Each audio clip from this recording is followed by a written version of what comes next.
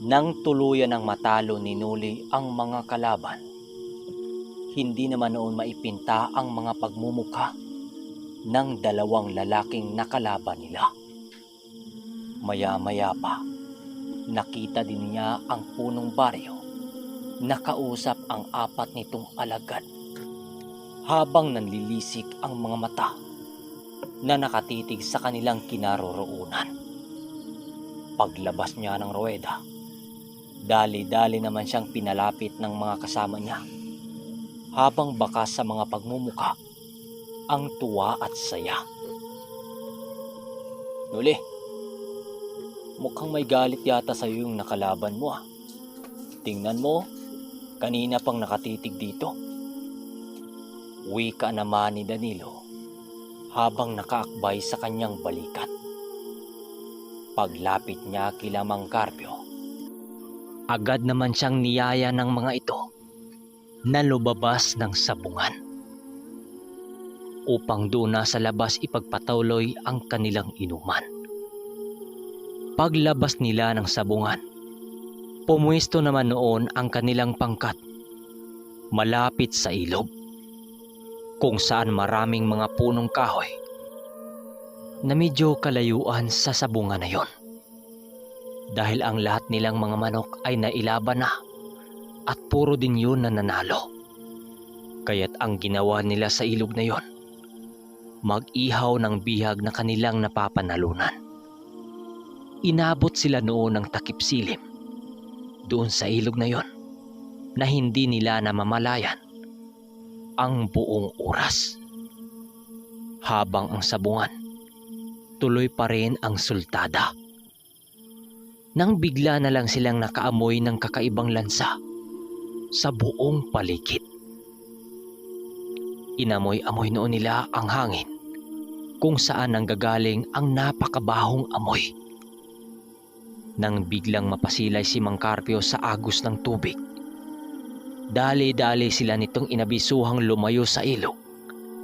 Dahil imbis tubig ang dumaloy sa ilog na yon, ay biglang napalitan ng napakapulang dugo. At doon ang gagaling ang napakalansang amoy na yon.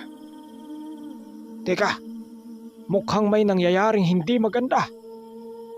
Napakalakas na panlinlang na ito. Humanda kayo. Ito na nga ba ang sinasabi ko? Wika ni Manong Duming habang nagpapakawala ng mga usal para proteksyon kila Lando at Buning, maging kay Lidyo. Maya-maya pa, nakasipat sila ng napakaraming nilalang na nakatayo sa ilalim ng punong akasya na nakaharang sa kanilang daraanan papauwi. Puro yun nakasuot ng mga pulang tila na agad namang natukoy nila Noli at Manong Duming. Ang nasa pinakaharap ng mga demonyong yon ay ang lalaking pinuno ng baryo. Napakataas ng balbas nito na may kulay pula. May hawak itong imahe ng krus na nakabaliktad. Manong, yung kampo ng mga Antikristo. Hinaharang tayo. Anong gagawin natin? Wika ni Noli sabay taas ng bakod at puder sa kanyang katawan pati na ang mga kasama nila. Oh, nakita ko sila. Huwag kayong magpapanik. Ikaw, Guyo, Leroy. Sa likuran kayo. Humahanap kayo ng matataguan nyo. Wika ni Manong Duming sa dalawa nilang mga kasama. Subalit tumaliwas si Guyo sa sinabi ng ermitanyo. Hindi, Manong. Sasali ako sa digmaan. Hindi na baling wala akong sapat na kaalaman na lumalaban. Wika ni Guyo sabay bunot sa likod nito ng isang buntot paging palagi nitong dala-dala. Dahil sa sinabi nito, wala na ngang nagawa ang kanilang grupo kundi paunlakan ang desisyon ni Guyo. Si Leroy naman, pinili nitong dumikit kila Lando upang kahit papano hindi siya mapuruhan sa mga nilalang na yon. Nababalot na kasi ang tatlo ng mga sumpa na ginawa ng dalawang matanda. Sinuli noon, nasa bandang kaliwa siya ng kanilang grupo habang si Danilo naman nasa kanan yon. Ang ermitanyo naman ang nasa harap habang si Mang Carpio at Maro nasa bandang likuran sila kasama si Naguyo. Bali na pagitnaan nila ang apat nilang mga kasama para habang umaatras sila, magagawa pa rin nilang masipat ang mga ito.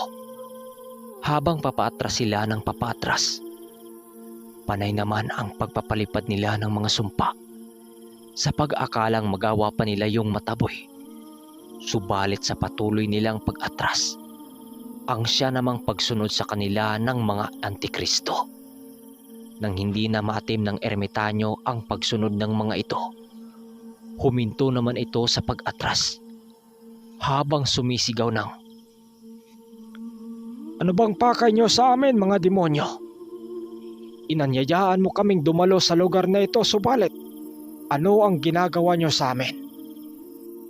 Nang marinig ito ng pinuno ng mga antikristo, ngumisi lang naman ito na para bang nasasayan pa ito sa kanilang ginagawa.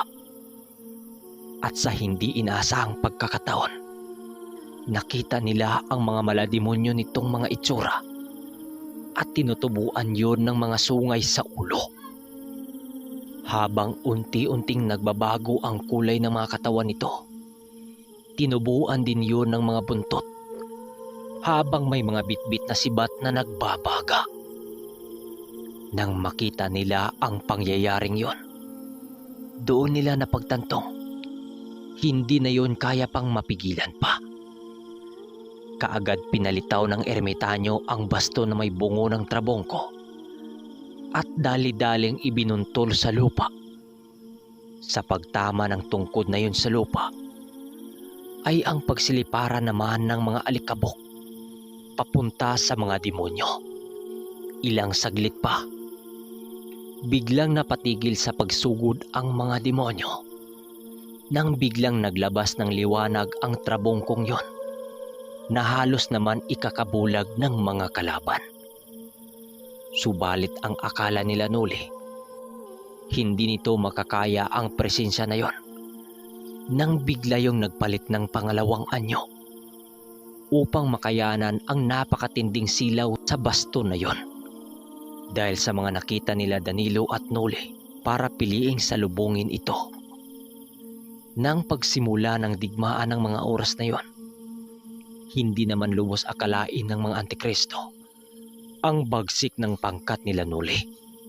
Madali lang nilang nabawasan ang mga kalaban dahil na rin sa ginawa ng ermitanyo at ng maestro ni Danilo. Sa pagpatuloy ng digmaan, doon unti-unting napagtanto nila Danilo ang lakas ng mga demonyong nagtatanga ng mga pangalawang kaanyuan. Magamat may pagmumukhayo ng mga demonyo, alam nila Noli ang mga kapangyarihang tinatago nito.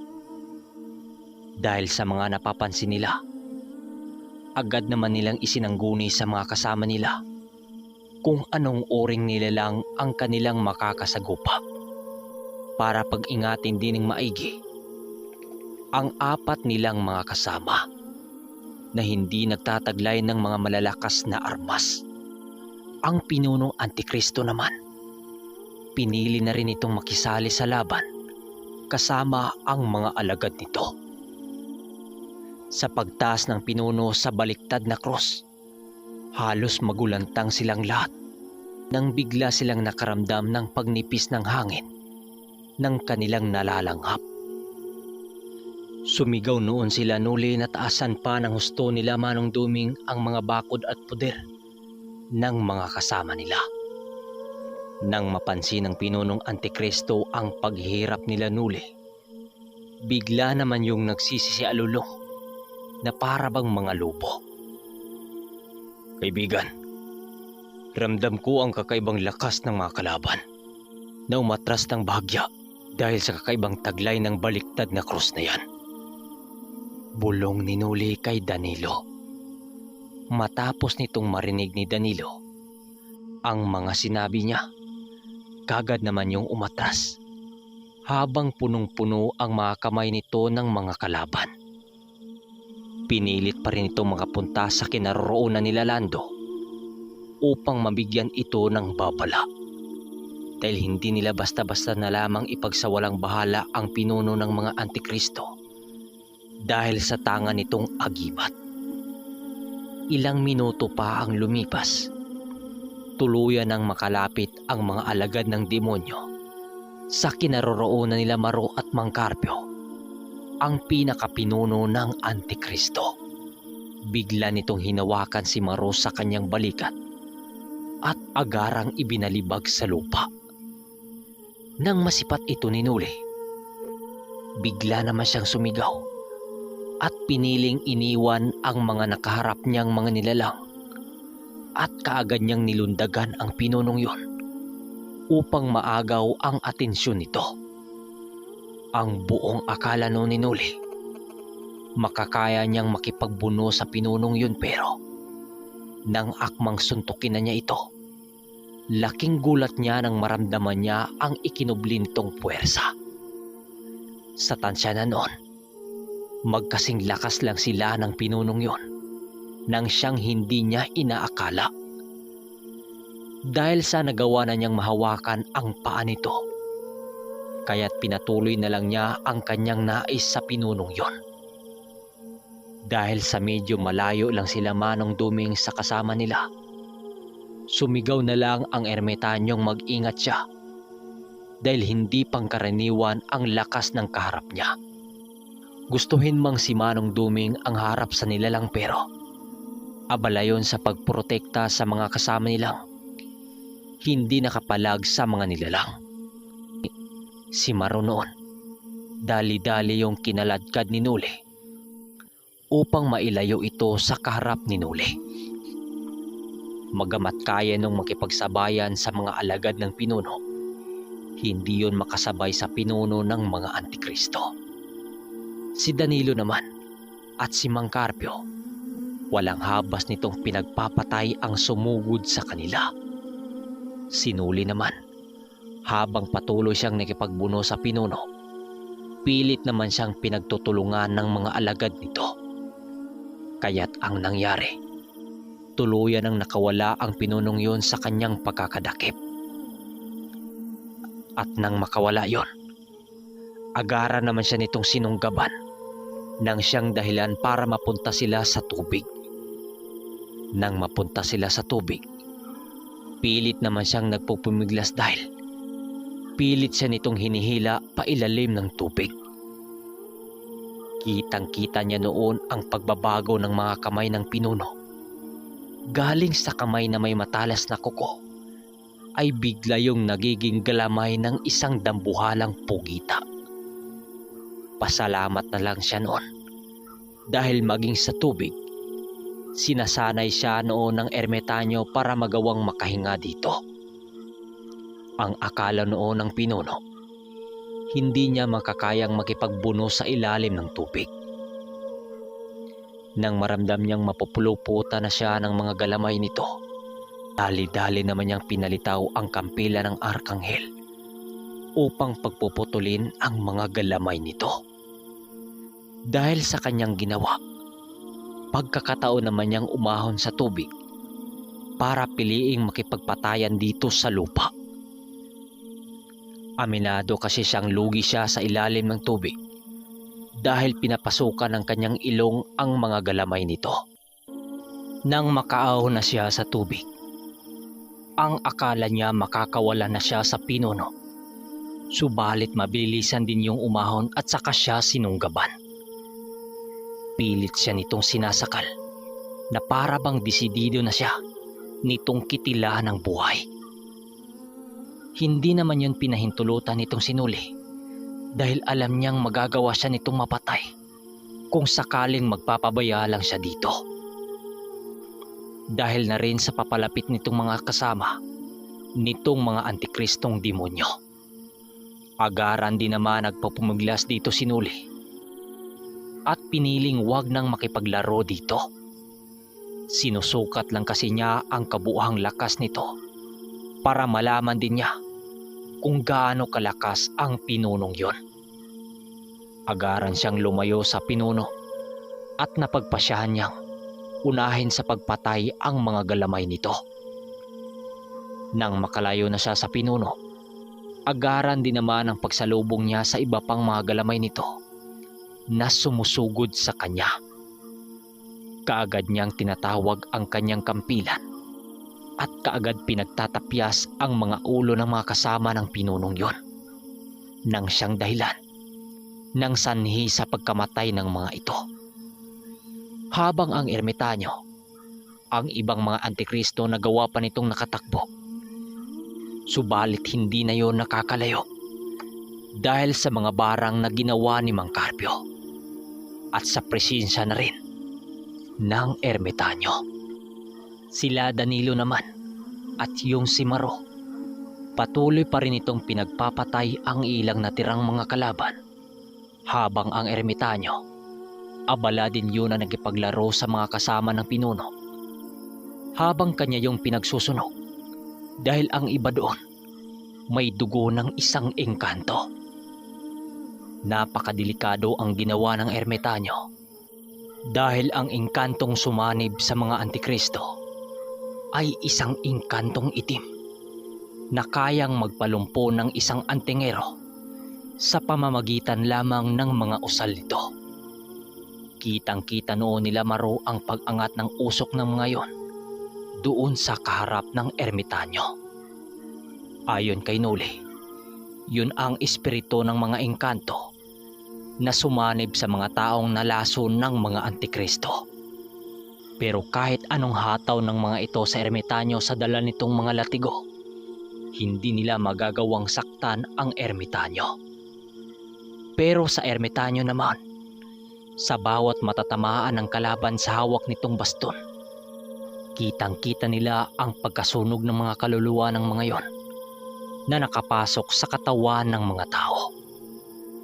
Animoy nagsusunog lang noon ang ermitanyo sa bawat membro ng Antikristo.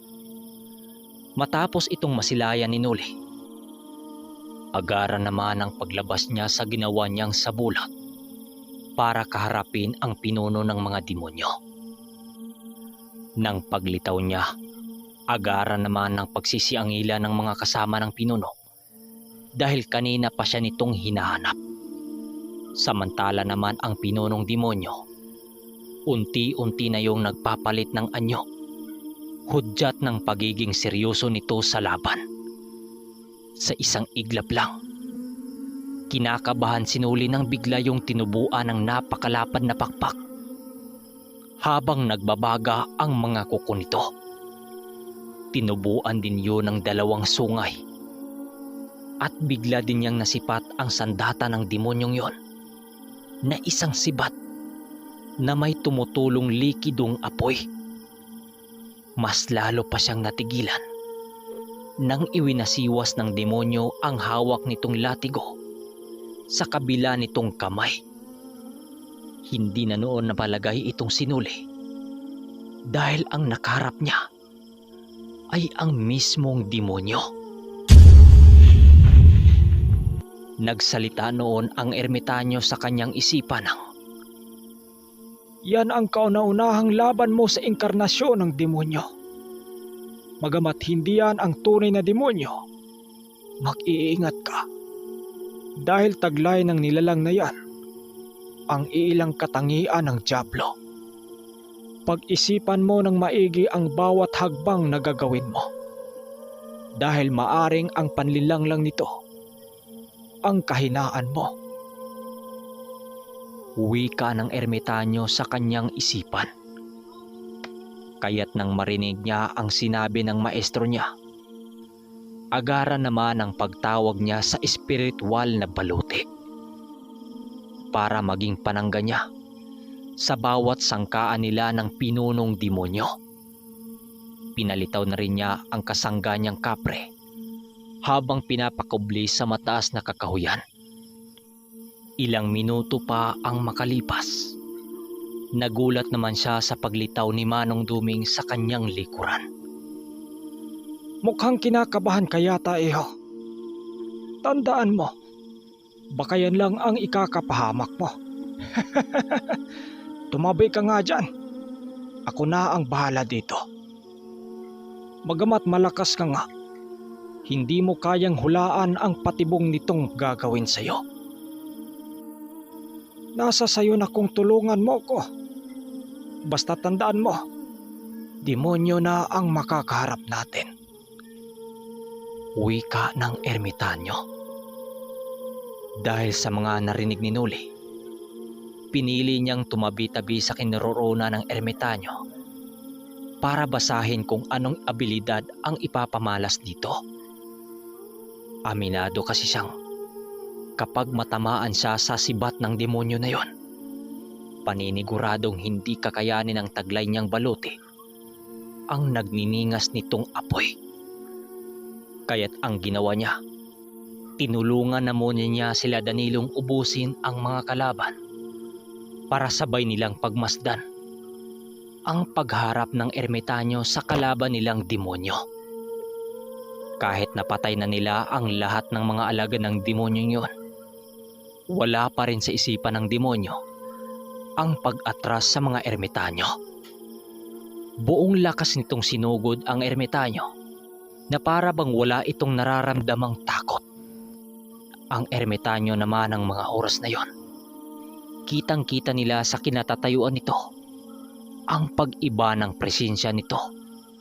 Galing sa nakakasunog na enerhiya, mas lalong nagliliwanag ito habang nababalutan ng animoy tubig na hangin. Alam nilang hindi basta-basta ang kalaban nito dahil kauna-unahan nila yung nakitang gumamit ng ganong anyo. Sa muli nilang pagsilay sa matanda, nakita nila ang pagtas nito sa kanyang tungkod sa langit na para bang naghanap ito ng pagkakataon para makakuha ng ganong pag-atake. Habang ang demonyong kaharap nito, normal lang yung naglalakad, paikot-ikot sa matanda. Habang hila-hila ang latigo nito. Ilang minuto pa ang lumipas, bigla yung sumunggab sa ermitanyo nang walang pagdadalawang isip. Nang paghataw ng demonyo sa ermitanyo gamit ang sibat, kitang-kita nila ang pagsalag ng ermitanyo gamit sa hawak nitong trabongko. Kahit nagbabaga ang sibat na yon, kapag magkasangkaan ang dalawang sandata sa bawat panig, kitang-kita nila ang pagkabawas ng nagniningas na apoy sa gamit ng demonyo sa trabongkong hawak ng ermitanyo na naglalabas ng animoy tubig na hangin. Sa tingin mo, demonyo, makakaya mong magapi ang isang sugo ng Panginoon? Hindi ako bumaba ng bundok para lamang ikay kakatakutan. Naririto ako upang sugpuin ang mga kagaya mong lumalason sa bawat katauhan sa mundo. Matapos makapagsalita ng ermitanyo, dali-dali namang umatras ang demonyo sa harap nito. Saka iwinasiwas ang dali nitong latigo nang siyang dahilan para mapatalon ang ermitanyo. Pagtama ng latigo na yon sa isang bato, maging ang malaking bato, bigla yung nabiyak habang nagbabaga. Kahit napakabilis at liksina ng demonyong yon, wala namang kahirap-hirap na yung sabayan ng ermitanyo. Sa pagtagal ng palitan ng atake sa bawat panig, animoy nagbabagang bakal na sinubsob sa tubig ang sandata ng demonyo. Halos mawawala na yon ng apoy dahil sa paghigop nito ng sandata ng ermitanyo. Ilang minuto pa ang lumipas nang akmang susugod na naman muli ang demonyo sa ermitanyo. Doon na tumayo si Noli sa pagkakaupo para tulungan ang maestro niya. Pagsalag niya sa sandata ng demonyo, napasigaw naman ang mga kasama niya dahil sa pagkalusaw ng kanyang baluti at unti-unti siyang napadapuan ng apoy. Nang makita siya ni Manong Duming, napawi ka naman ito ng, "Nako, kang bata ka. Ayos ka lang. Huwag ka kasing makikialam na hindi nag-iisip." wika nito sabay turo sa kanya nang hawak nitong baston. Nang maitapat sa kanya ng ermitanyo ang baston na yon, biglang nang laki ang kanyang mga mata. Nang animoy binalot siya ng napakalamig na tubig sa kanyang katawan. Matapos yun ginawa ng ermitanyo, dali-dali naman siyang kinakaladkad nila Danilo at Mang Carpio. Nang madala na siya nito kung saan sila nagmamasid kanina, nakita nila noon ang pagtigil sa paggalaw ng demonyo na para bang may nilalang ditong pumipigil. Dahil sa mga nangyayari, wala nang nagawa ang demonyo kundi magsisisigaw na para bang may sumasakal dito. Papiyok-piyok yung sumigaw habang nilapitan yon ng ermitanyo at saka itinutok dito sa mukha ang dala nitong tungkod. Kasabay ng ginawa dito ng ermitanyo ay ang pwersahan nitong pagbunot sa isang bato sa tadyang ng demonyo. Sa palagay nitong sinuli noon, doon sa hawak ng ermitanyo ay isa yung libritang bato na nakuha nito sa sistema ng demonyo. Nang mabunot yun ng ermitanyo, kitang-kita nila ang hawak-hawak nitong isang libritang itim na naging bato.